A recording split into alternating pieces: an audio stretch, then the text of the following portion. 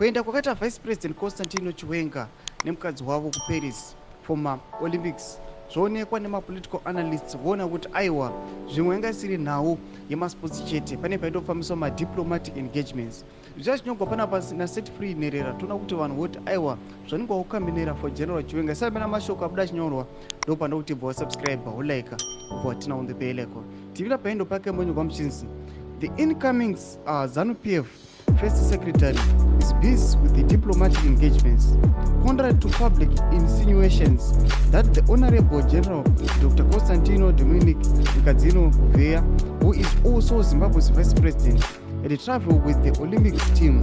The General and his wife Minnie traveled on a diplomatic offensive which saw him meet with the French President Macron and his wife. General Chiwenga chete chete.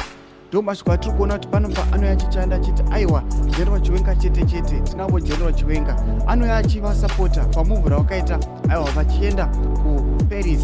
General Chiwenga vanoenda kuParis aiwa nyika yakatarisana nepolitical instability. Kana tiona General Chiwenga achireceiva mashoko kune vamwe muZANU-PF vakaita sana Christopher Mutsvangwa achiudza kuti aiwa you are not fit aiwa kuti upinde kusuccession race. Tinoona kuti General Chiwenga muvhu rawakaita vachinoenda kuParis vanhu voona kuti aiwa yanga isingori nhau yemasports chete, but maybe he was mobilizing his political engagements. Timotudze mafungiro enyu moti kudi pamusoro pechiitiko ichi aiwa chake chamaeyes evanhu vemunyika yeZimbabwe. Pinda comment section medu kuti mafungiro enyu, so subscribe ulike, turn on the bell icon.